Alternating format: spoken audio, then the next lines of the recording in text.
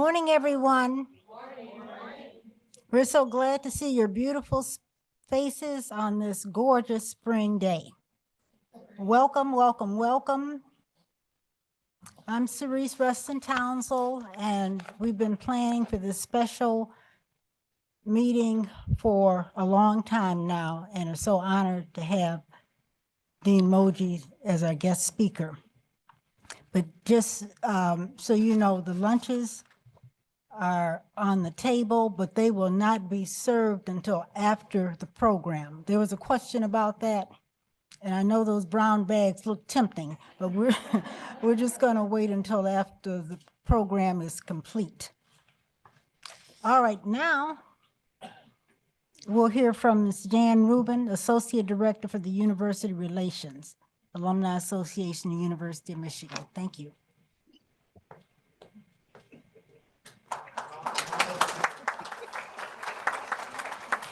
Good morning, everyone. I haven't had my tea yet.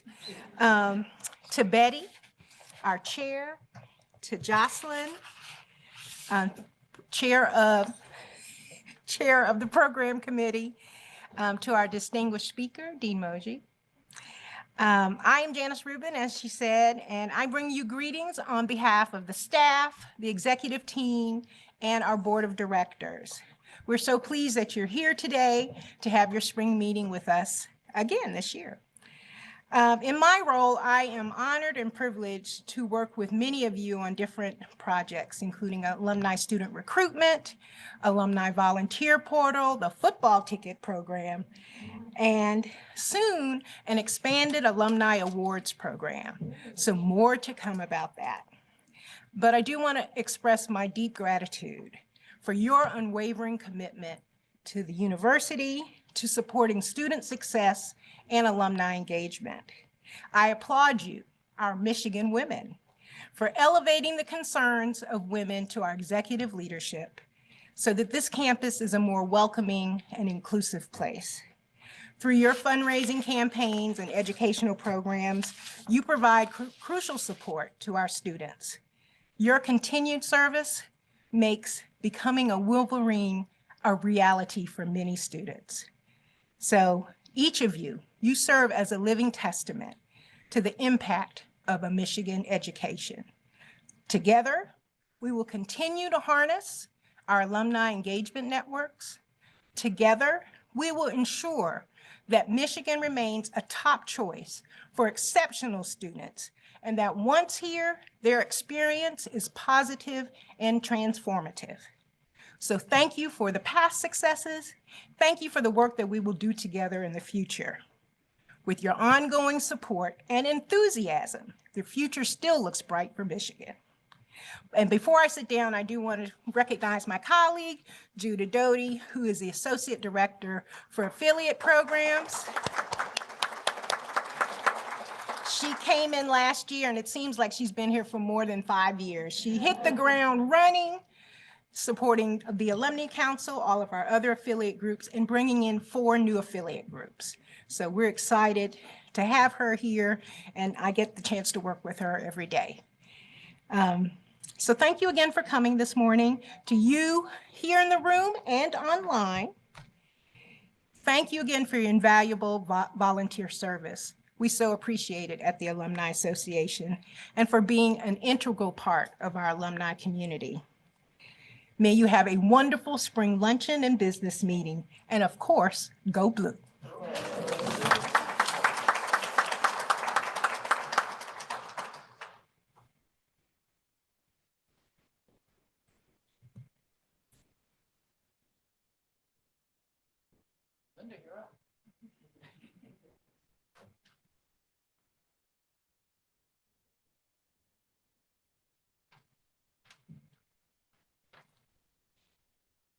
Good morning to all of the wonderful people in this room.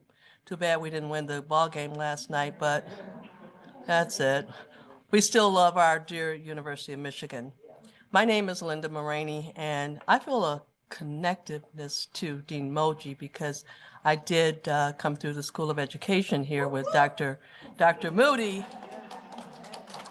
But I soon learned after doing my student teaching in Ann Arbor and being assigned to Cass Tech, which cream of the crop. I wasn't made to be the teacher. It takes a special person to be a teacher. So I applaud all of the teachers, all the educators, because they are influential in all of our lives. It gives me great pleasure, and I'm just honored to be the one to introduce this wonderful lady. Elizabeth Birr Moje is Dean of the George Herbert Mead Collegiate Professor of Education and an Arthur F. Thurnau Professor of Literacy, Language, and Culture in the Marsal Family School of Education. She teaches undergraduate and graduate courses in secondary and adolescent literacy, cultural theory, and research methods. She was awarded the Provost's Teaching Innovation Prize with her colleague, Bob Bain, in 2010. Dean Moje is a former high school history and biology teacher. Her research examines young people's culture, identity, and literacy learning in and out of school in Detroit, Michigan. She has published 5 books and numerous articles, so many I can't list here, but her work has appeared in journals such as Science, Harvard Education Review, Journal of Research and Science Technology, and many more. Dean Moje is the recipient of the Oscar Causey Award for Distinguished Contributions in Literacy Research, the Senior Career Distinguished Scholar Award, and numerous other awards. She was recognized among Crain's Detroit Business Notable Leaders in Higher Education in 2023.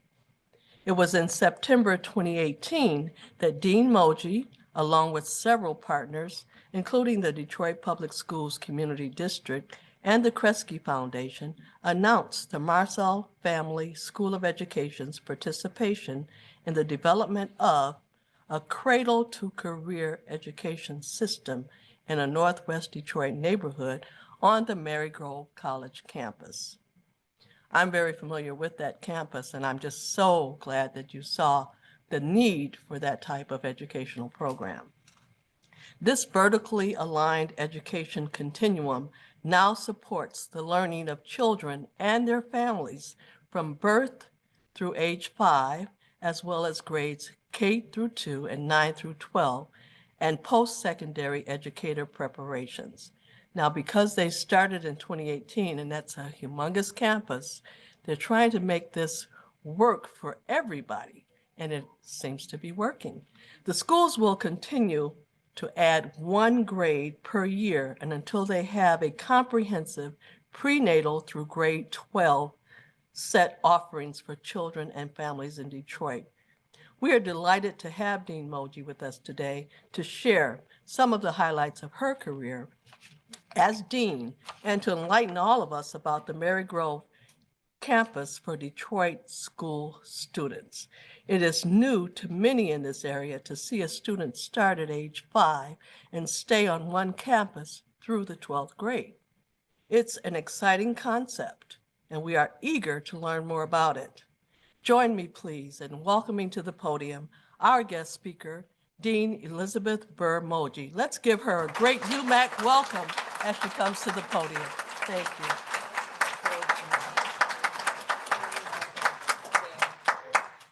I'm so proud of our graduates, and there are many of you in the room who are Marsal graduates. It wasn't Marsal when you went to school there in the School of Education, but yeah, I'm just, oh, here, there, yeah, there we go. But it is just really wonderful to see all of you and to see all of you on Zoom. So I don't know where to look, where the camera is, but I'm really pleased that you're here. Before I begin, I would just like to say how much I appreciate alumni, the Alumni Council, the Alumnae Council, all of these women, and also all of the alumni associations around the country. My daughter, I should say I'm a Michigan mom. My daughter is a Master of Public Health graduate from Michigan. She didn't go to undergrad here. She went to Georgetown. But when she moved to Denver, she joined the Alumni Council or Association of Denver, and she has made a wonderful network of friends. And so thank you to thank all of you for being together and being available as Michigan graduates, as Michigan alumni, to bring in new young alumni and welcome them into your friendship circle. I really appreciate that. It's made a world of difference for her. Now, I want to start by telling you a little bit, just a teeny tiny bit about my background beyond what we heard just a moment ago, so that you have a sense of why I'm doing the work I'm doing. So I did start my career as a history and political science and biology teacher. I also was the cheerleading coach, and I directed the school plays in 2 different schools, one in Denver, that's why my daughter moved to Denver, and one in Farmington Hills, Michigan. And in those experiences, I learned about literacy.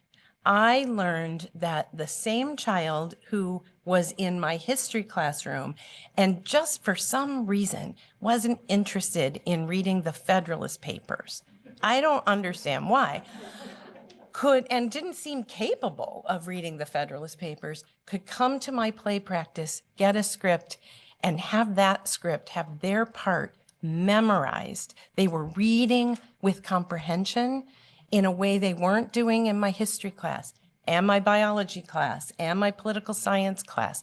And I started to learn from them that I was the problem, not them. They didn't have a literacy challenge. They had a challenge with their teacher who didn't know how to engage them. Handing people the Federalist Papers, oddly enough, when they're 14 years old, doesn't engage them. So that learning led me to the path of learning about literacy and learning how to engage them in reading and writing texts. And what I learned was that they have to have a reason to read and write those texts. Those actors in my plays, they had a reason. When they had reasons to read and write, they engaged. Sometimes they struggled, right? There are challenges that children need support with, but I was able then to help them with that struggle and to keep them motivated. So all of my work is about helping young people find purpose and meaning in the learning that they're doing, that if that's not a starting place, then any other kind of challenges won't be overcome. So the work I'm going to tell you about today comes out of a long time. I started teaching a long time ago, and it comes directly from my experience as a teacher, then bolstered by my research over many, many years. As you heard, I work in Detroit. I have been working in Detroit since 1997 when I returned to Michigan for the 3rd time. I just can't quit this place, I got to tell you. And I began doing work with young people at a school called the Academy of the Americas in Southwest Detroit. I'm an ethnographer by training, so I actually spend time with children both in school and outside of school.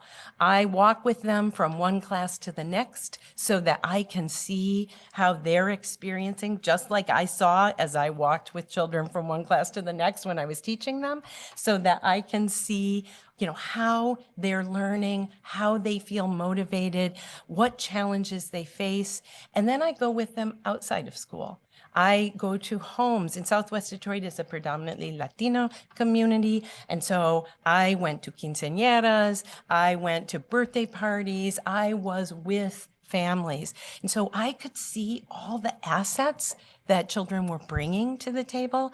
And I could also see the ways that schools sometimes supported them and sometimes challenged them. Simple things like assigning massive homework assignments to children who needed to work all weekend, and then wondering why they weren't getting their work done, right? All of those kinds of things feed into what I'm going to tell you about today. Now, it is my pleasure to represent Marsal as a place, and I'm sorry, there's like a little bit of a block there. That's okay. And it's a beautiful block. If we had to have something blocking the words, we would definitely want you there. But this describes our vision.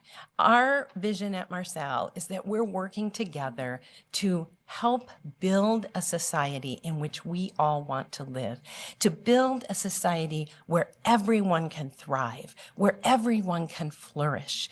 That's very important to us. There's a wonderful book by a scholar named Bettina Love, and she writes about Black children and the idea that we want our children to do more than survive in this world. We want them to thrive. And there are many, many barriers that get put in the way of their thriving. So we are always working from the perspective that we're about thriving. And we want everyone to be able to learn, because learning is a key part of thriving. And that led us to the work that we're doing at the Marygrove Learning Community. That is our new official title, the Marygrove Learning Community, you must have a colon, a Detroit P20 partnership. And I'm going to tell you about that partnership today, and hopefully you'll see how my experiences led me to this. So the P20 partnership is, as you heard, a prenatal through graduate and really career education partnership. It's meant to provide a vertically aligned, you heard that language too, experience. That means that every teacher knows where their children are going, and every teacher knows from whence they came. And that vertically aligned experience includes families. And so we start with prenatal work. We are teaching children to read in the womb. No, we really aren't. That would be lovely. And actually, a lot of children are learning to read in the womb because they're hearing language. We know that from research, right? That babies turn to a mother when they hear their voice. But we're actually working with parents at 26 weeks of pregnancy.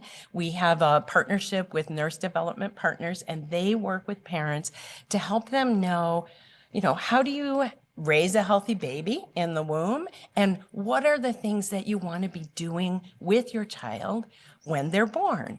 What are their rights to health care? How do you help them learn literacy? How do you work with schools? So we start there and we go all the way through pre-K, and that is a partnership with Starfish Family Services. And is anyone familiar with Starfish? It's a wonderful, wonderful organization.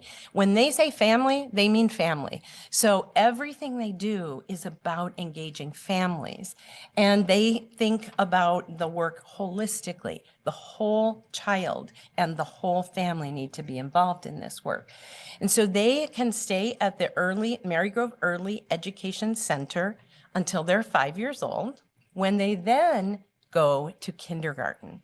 And I'll tell you more, I'll show you maybe a few images so you can see the schools.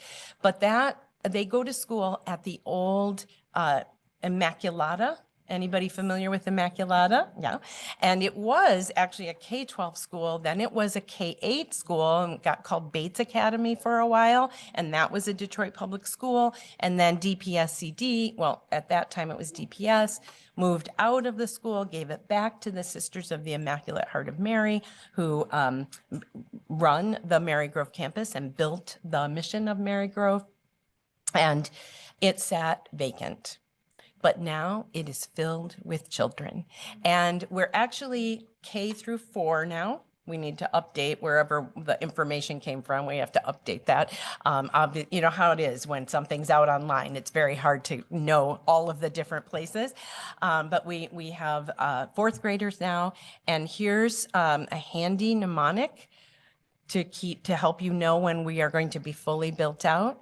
Every year from now on, we're adding the year that the ends in, right? So 25, fifth grade, 26, sixth grade, 27. You get the idea, right? We already have 9th through 12th. We started with the 9th through 12th.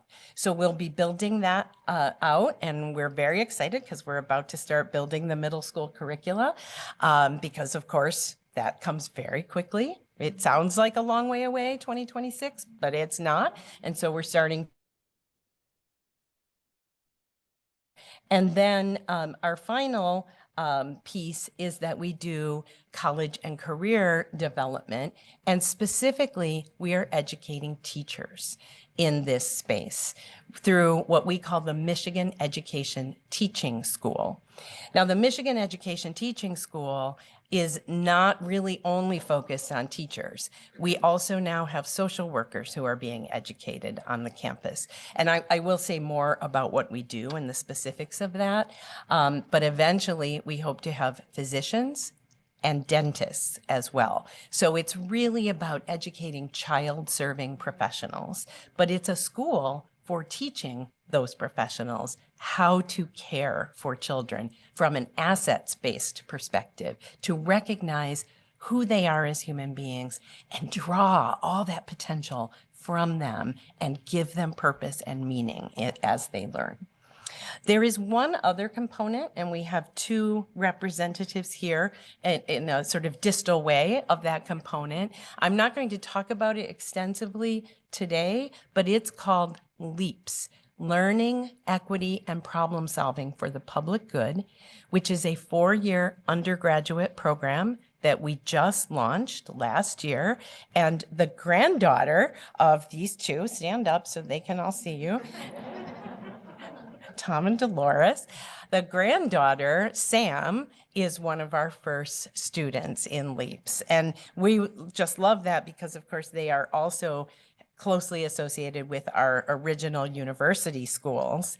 We had an elementary and a high school that was part of our School of Education. And we've come full circle. And now we have the granddaughter back in Marsal. So it's very exciting. And living on this campus. So these freshmen live on the Marygrove campus in newly renovated dorms that we are leasing from Marygrove. So this helps to fill out a campus that sadly was going to have to close. And that is critical. This is a place where the neighborhood is strong, but when you close an entity that takes up 53 acres, you lose a lot. It becomes a place of abandonment, and we just couldn't do that. And so with the Kresge Foundation, with Starfish, with Detroit Public Schools, very, very, very important. We believe in public education of the highest quality. With all of these partners, we said, let's reimagine education on this campus. And when we signed the document in 2018, the Sisters of the Immaculate Heart of Mary sent me a hand-signed letter by every sister saying, thank you for partnering with us to do this. So I wanted to say that because I want you to know this wasn't a takeover, right? And we also did 2 years of community engagement before doing this so that we could be building something that respects and values and becomes part of the community. That's very important to us at Marsal. This is the neighborhood in case you are not familiar with it, because I know people come from a lot of different places. It's just outside of the downtown and midtown areas of Detroit, but it is Detroit city limits. And we talk about the Live 6 neighborhood, which is Livernois and 6 Mile, or Livernois and McNichols.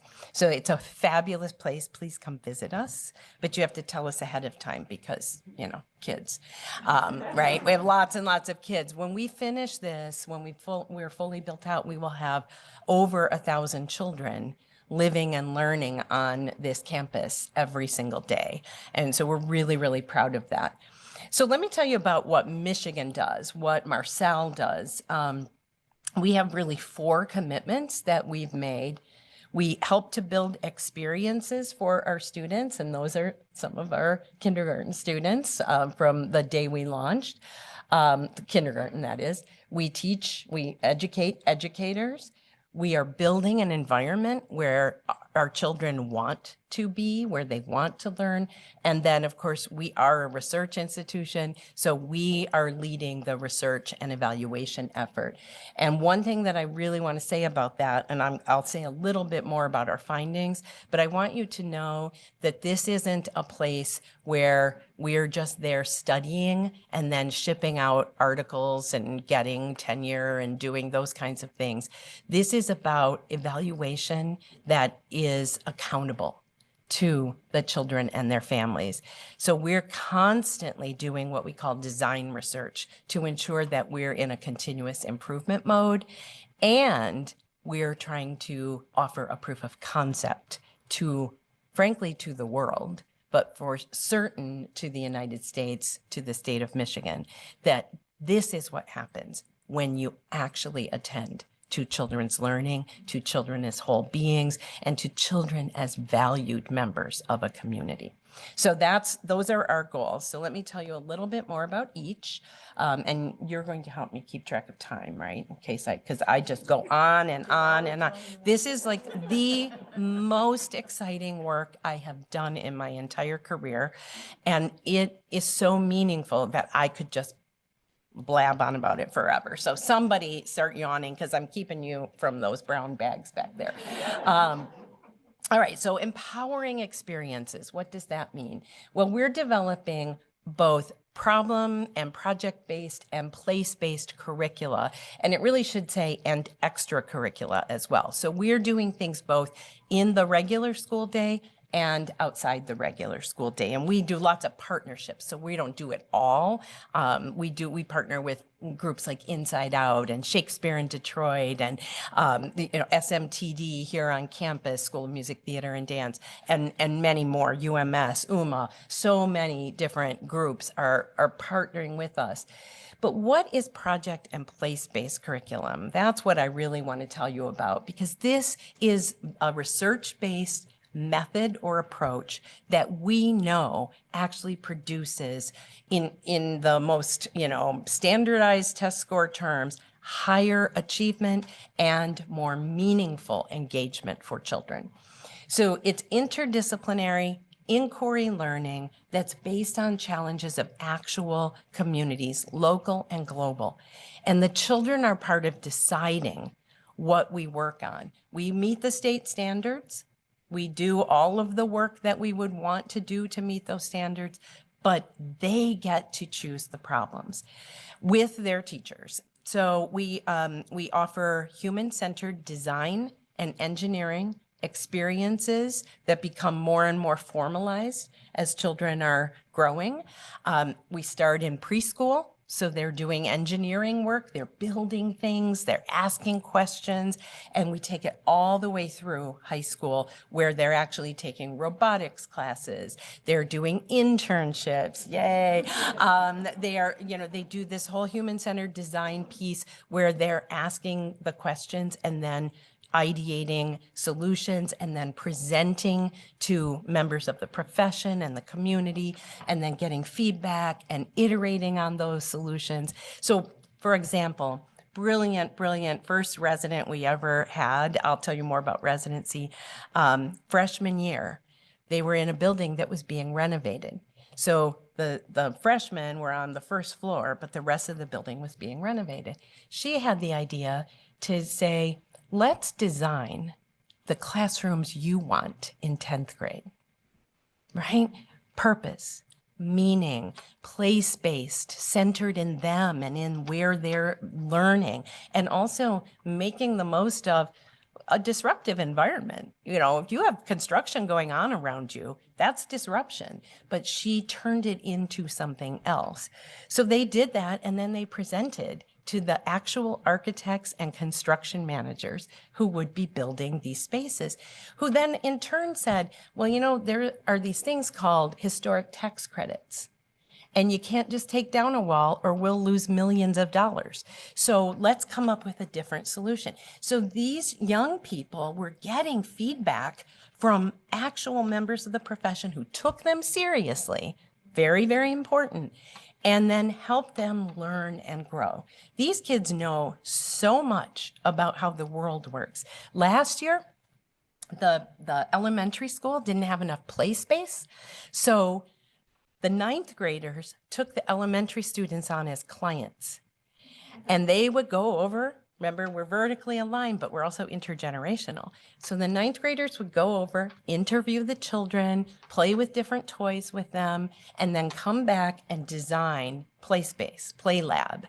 And then they'd take it, their designs, and they'd show these little babies the designs and they'd get feedback. So think about that, right? They're presenting to professionals and they're presenting to the future professionals, and they're modeling for them what it means to be a ninth grader. I don't know about you, but I remember we had to walk through our junior high school when we were in elementary school, and I thought, like, I'm going here someday and I'm going to have a locker. So cool, right?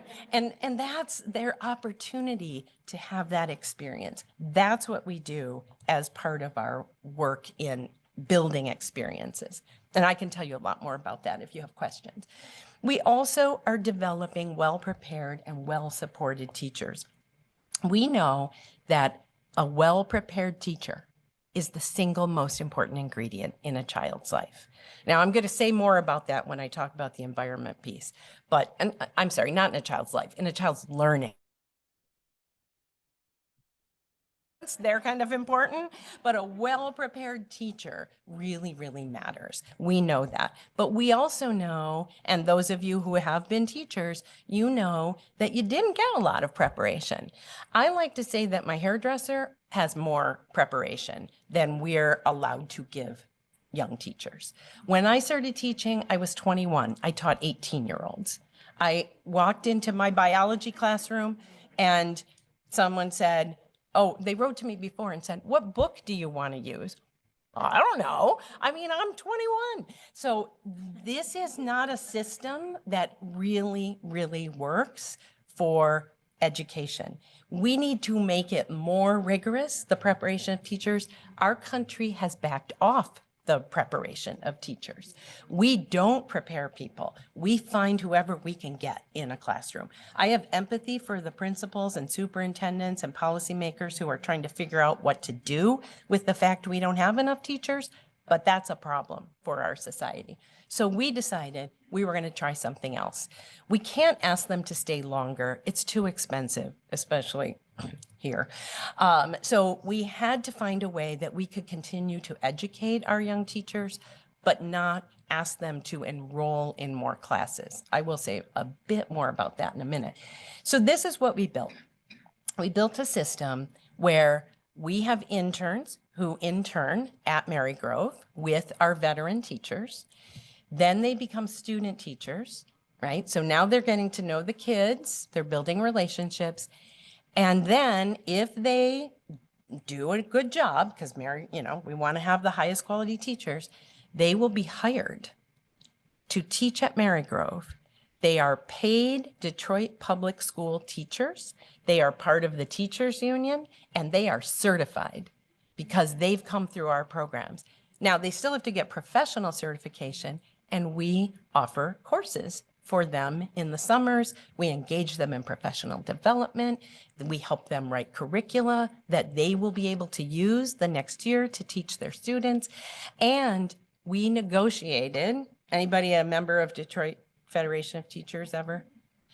Okay, so we negotiated with the union. We didn't do it directly, DPS did it for us, to give them 1 extra hour per day of prep. But it really isn't prep, it's professional development. And so we have coaches in the space with them. And that's the diagram you see. We have advanced teachers who are guiding them. We have our subject matter expert faculty. We have our faculty who teach the pedagogical dimension. Sorry about the way that formatted. And we have peer teachers. We actually had our first resident, the one who taught the human-centered design and engineering, graduate from residency. It's a 3-year residency. And she stayed on at the school and became chief of residence. And now she's handing that over to another teacher who is staying on. They can stay on only if there is a space available, because we of course have to have them leave because we need new residents to have that opportunity. But they can stay on if they're hired. Now they become sadly a veteran teacher at 4 years. That's veteran these days. And that teacher who stayed on became the next chief of residence. So we're really borrowing the good things from a medical model to really extend the education of teachers. If we have our way, we will be admitting students as freshmen to study education. Cross your fingers for me. I'll find out soon if we're permitted to do this. And if that happens, those who go through this residency will have 7 years of training. Now they have a year to a year and a half of training. Well, 2 years for our elementary. That will be a game changer. And we can study it, see, because we do research and evaluation. So we'll be able to write about the impact of this. I'll say more about that in a second. Let's see. Oh, there they are. They're all the beautiful people who are represented there. Sorry, sometimes I forget that I put in all my fancy bells and whistles. Now, I said a well-prepared teacher is the single most important ingredient in a child's learning life. And our research shows that that's true, that really well-prepared teachers can work against the odds, and especially if they have great curricula. So we design these curricula, we have these great teachers. But why make it harder? And why not think about the health and well-being of our students and our teachers together? So we are working to build a full-service health clinic in the building of the high school. It will be the 6 through 12 when it's fully built out, and it will be open to the community. This is much harder than you might think. So we have the School of Dentistry here has pledged to do this, and we got a named gift to launch the clinic. They gave us 6 chairs that they were replacing, so we're ready to roll for dentistry. We have School of Social Work ready to roll. As I said, they're educating social work interns. We have nursing on the campus, and they are also ready to roll. We need medicine. We need a hospital, not hospital, but I've learned a lot. Ambulatory care.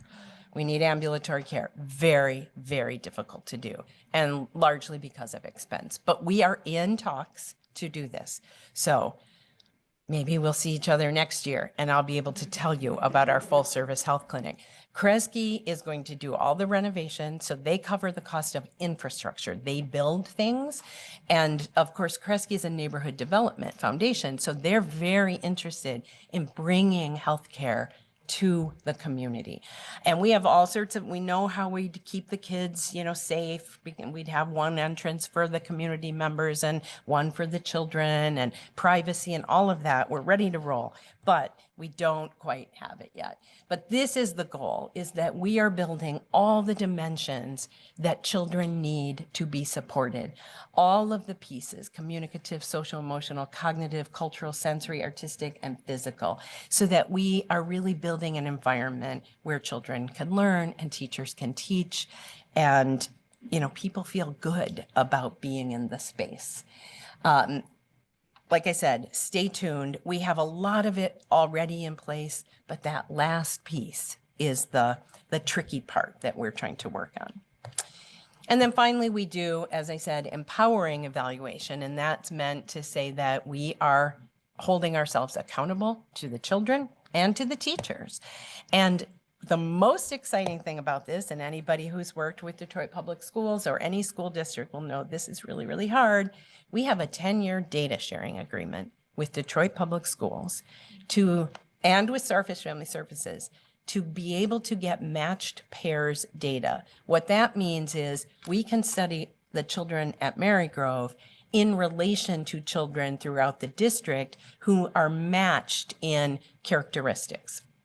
That's a game changer because that allows us to make some level of causal inference about whether this is working for children.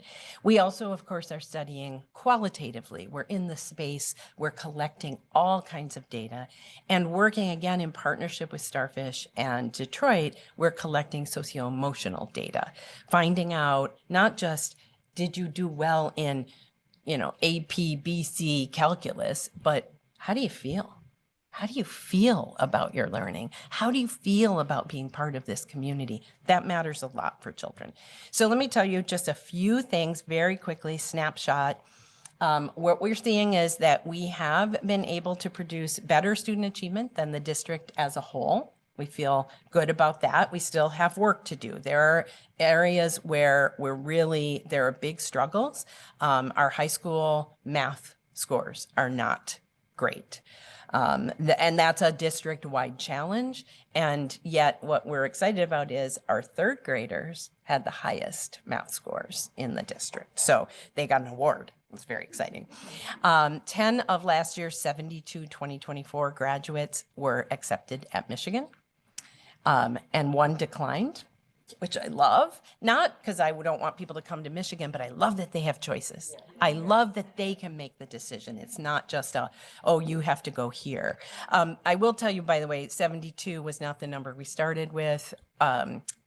We started in 2019 and then 2020 came, and our seniors the year before, we had 96 seniors graduate in 23, 6 of whom came to Michigan, but that was the first year they had gone to school uninterrupted by the pandemic. This 24 class, was really hit hard because that was 2020 fall and 2021. It was a really difficult year. I could tell you all about COVID and Detroit public schools. And I want to give them big accolades because they worked so hard to keep those kids educated. It was just really difficult. They have very high student satisfaction, but they want us to do more and do better and get us more AP classes and get us this class and get us that class. And we need this extracurricular. And I love it. They want to learn more. It's so exciting. Very high levels of attendance and student engagement, higher than the district, even during the pandemic. And our veteran teachers, this is fascinating, are reporting that they're staying in the profession because of this model. And in fact, at the American Educational Research Association meeting next April in Denver, I am giving a paper, a joint paper with my team, but I'm going to be reporting on a paper titled, "This is Why I Stay." And we heard it from student teachers who have choices to go teach elsewhere. And they come into residency. We heard it from our residents, and we're hearing it from our veterans as well. We're staying because of this. Really excited about that. Teaching interns and residents, well, I just said that. They're happy with the professional development, but they too want more. They would have professional development endlessly. And then, I don't know what that says. There's waiting lists at the school, mostly at the elementary and at Starfish at the Marygrove Early Ed Center. We have the state very interested. We were part of a featured production, a video production. You can find it online called What Schools Could Be. And we have documented, this is purely anecdotal yet, right at this point, people moving into the neighborhood, telling us that they're moving into the neighborhood so they can send their children to the school. This is a proof of concept. I want to just go quickly. It employs our research and teaching in the service of community-led improvement, shows the potential of strong education institutions as levers for neighborhood revitalization. So many times urban planners want to revitalize a neighborhood by putting in streetlights or whatever, which is great. They need to do it, but they don't think about education, about people coming to school and where parents are going to send their children. They also don't think about who's going to maintain this revitalization in the future. You've got to have educated kids. Demonstrates the power of collective impact. Believe me, this has been hard, and it's really providing lessons. We're writing about how do you engage in collective impact? What do you need to have to get the kind of agreements in place that we've been able to build? And so, full circle, we believe that what we're doing, it's not perfect yet. We have lots of work to do, but it is actually helping to build education that allows people to thrive, it allows communities to thrive, and it allows us to study this and tell the story elsewhere. I'm done. Thank you. Thank you, thank you. I don't know if we have time for questions. Do we? Do we have time? I don't want to keep you from those bags. Makes me 3 questions. Okay. Okay. You have a microphone if you want. Yeah, pass. I saw a hand right there, shot right up. Oh, When you're doing your research,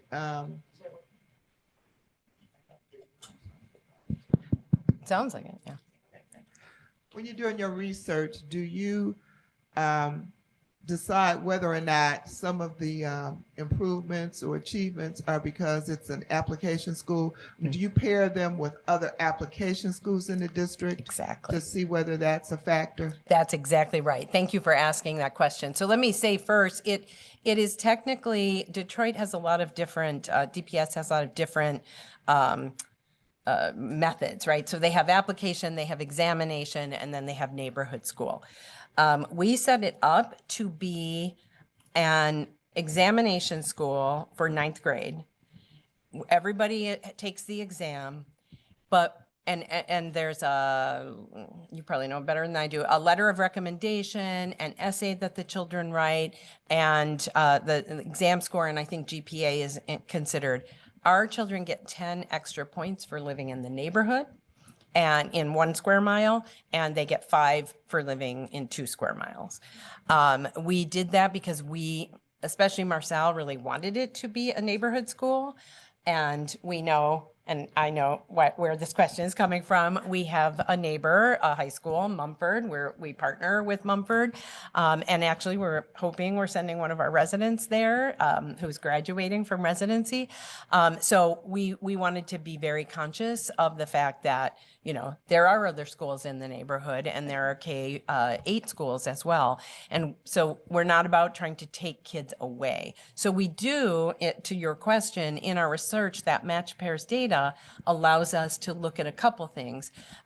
We can compare children, let's say, to other examination schools like Cass, Renaissance, King.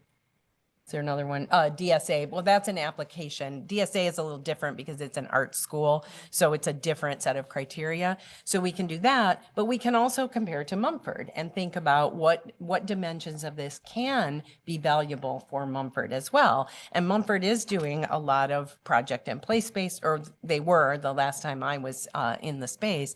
So there are other schools doing project and play space work, and we can look at those comparisons. One of the things we can't tell for sure is what is leading to improvements. That's the challenge, because we're trying to do everything.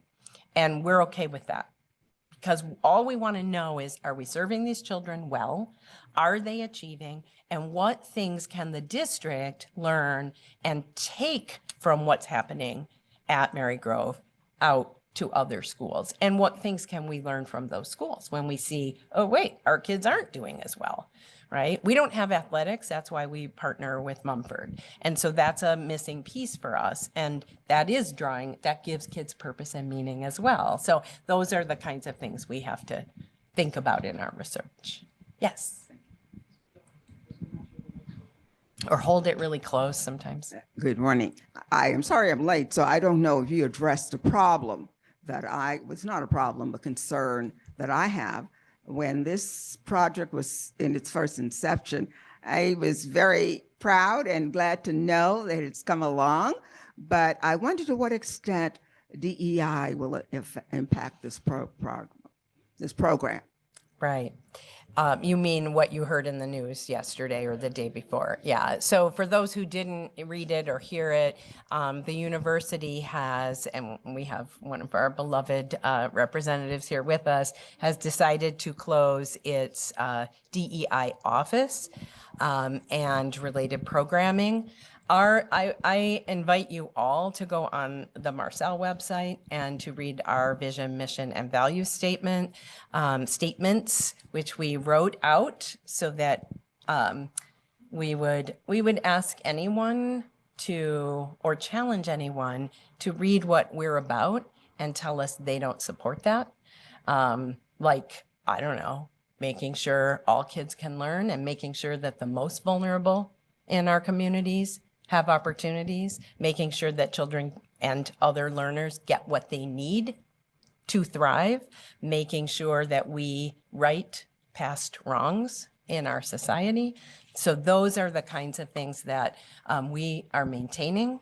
And whether this university backs away from its explicit commitment or not, we are going to continue to do the work. And we do think that Marygrove is an example of the work that we do in the name of diversity, inclusion, justice, and equity. Marsal, we called it DIE, diversity, inclusion, justice, and equity. That's why we talk about righting past wrongs. That's why we talk about equity, which is giving people what they need, because we don't all have the same things when we walk into schools. And so we need to serve children according to their need. So I don't know if that helps, but we're going to keep doing the work. This is government mandated, and I don't know if the university really is it us? Is that what it is? They love Marygrove. I've had regents touring around Marygrove. I've had the president touring around Marygrove. They love it. Love it. I agree with you, but I would invite anyone from Washington, D.C. to come to Marygrove and come to our Marsal school and look me in the eye and tell me that they don't think children should get what they need. That's what I would say. Well, you don't have federal funding, do you? We don't anymore. I had $8 million in grants that were gone, but I have other funding. And we're going to do the work. One thing that you haven't mentioned yet is how you handle special education or those students included in your campus. Right, great, thank you. We do have special educators in both the elementary and middle high school. We don't have middle yet, but we will. And so we do have special educators there. They have to serve a lot of children, and they do not, and this is a DPS practice, they cannot serve particular specialized needs. Those get served at different schools. And so one of the things that we did encounter is we start with babies, and we were guaranteeing that your child can go to kindergarten here. But if babies develop different kinds of learning needs, that's how I like to think about them, different ways of learning that can't be served in the kindergarten, they will have to go to a school where they can be served. We're not in love with that. I can tell you DPS CD is not in love with that. If they had more money, they would be able to provide those services at every school.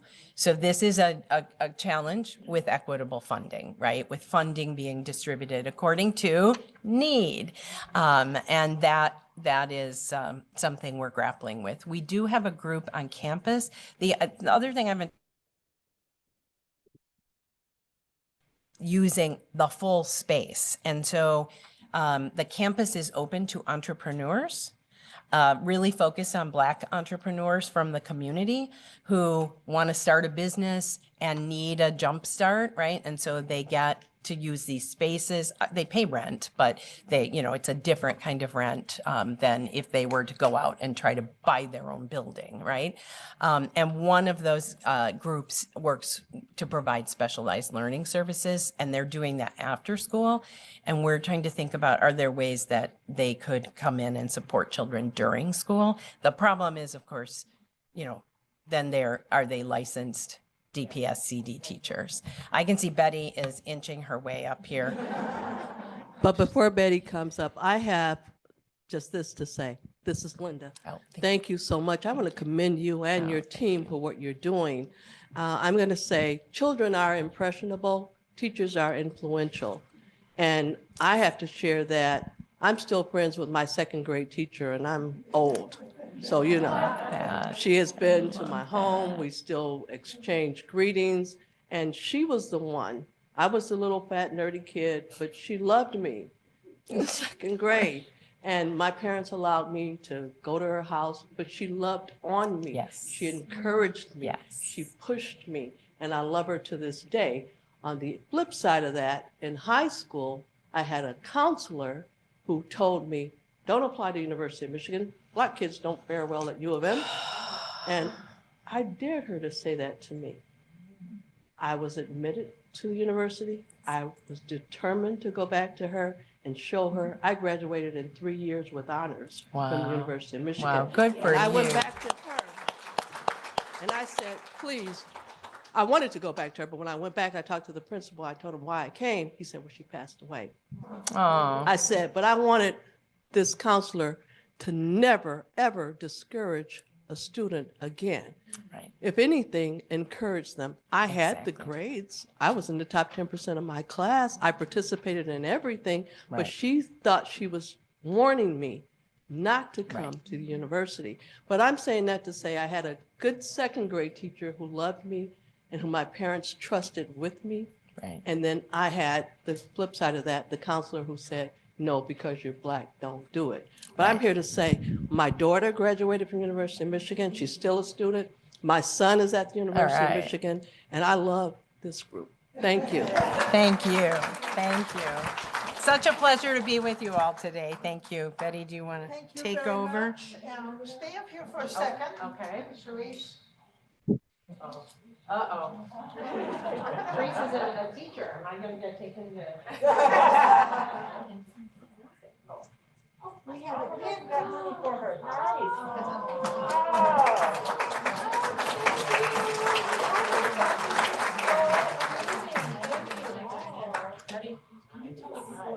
Oh, yeah, here. Where's the camera, though? Is it right here? Right there. It's over here. This is amazing. Hold it up a Thank you. little bit. Can't see. You can come out from behind there. I'm always willing to pose. Okay. This is a big check. Thank you. Oh my Thank gosh, you. it's amazing. It means so much to us at Marsal and to me personally. Oh, I didn't even put in the reason. Oh, can you see it? A check for $1,000.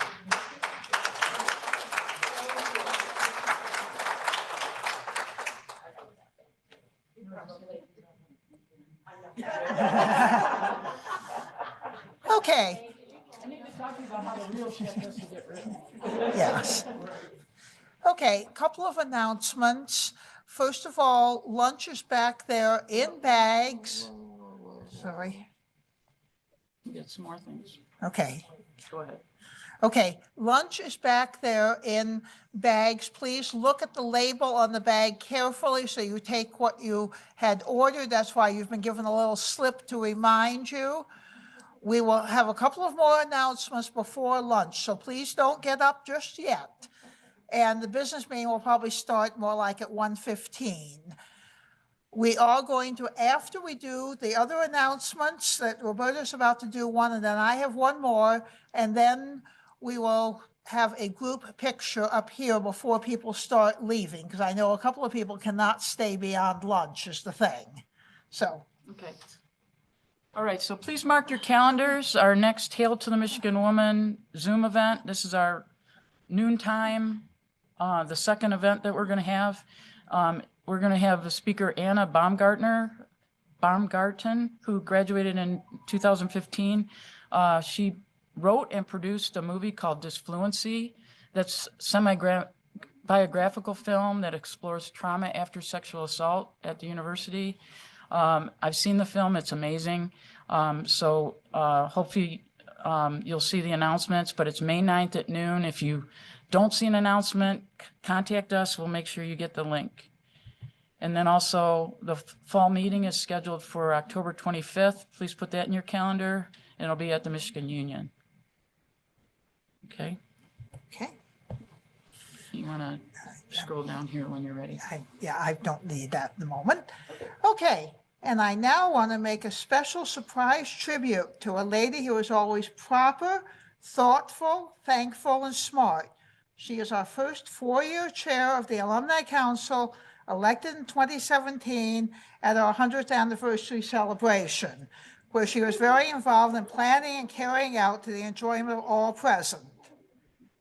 Because of her work with others and determination, the Alumni Council is still functioning and continues to be one of the largest annual scholarship donors at the University of Michigan. Cerise, please come forward.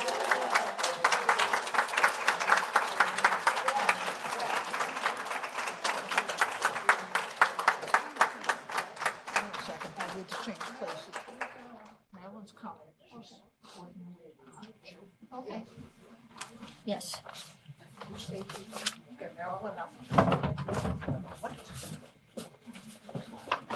This is a lightweight one. Okay, thank you. You can do it here. How over do we? Where's Marilyn? Oh, jeez. Don't trip.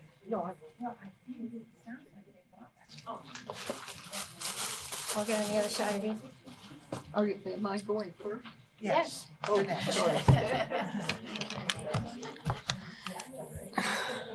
My name is Marilyn Magoon. You're dealing with an aged lady that stayed up too long last night. I can hardly see what I'm doing. This brings us to having our scholarships that were going to be turned over to the Alumni Association.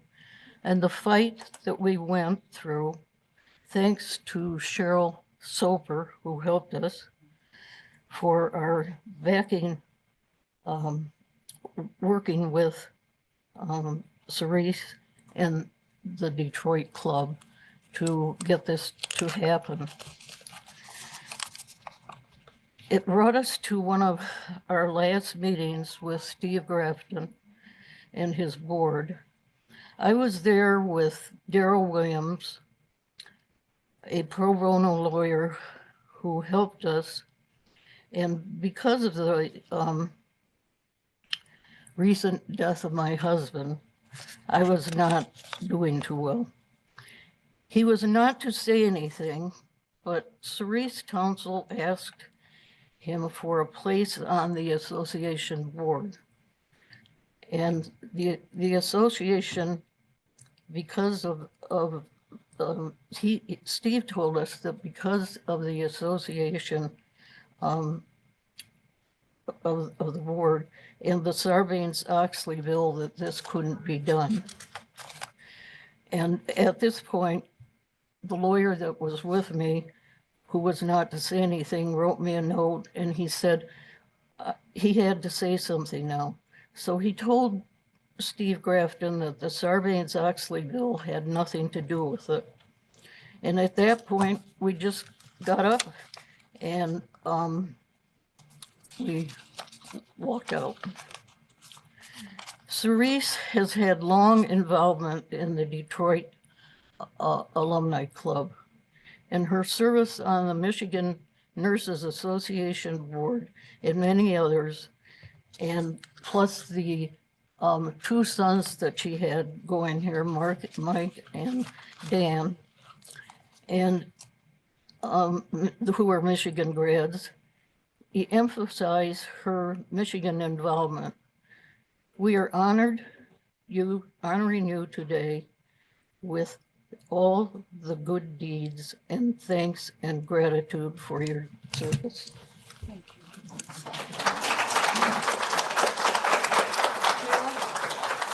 Have her pull it out. You what? Have her pull it out. Okay? There you are. Yep, open it up, sweetie.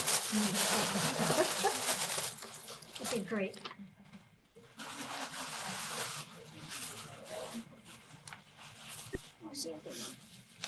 Oh, it's beautiful. There's my whole name on it.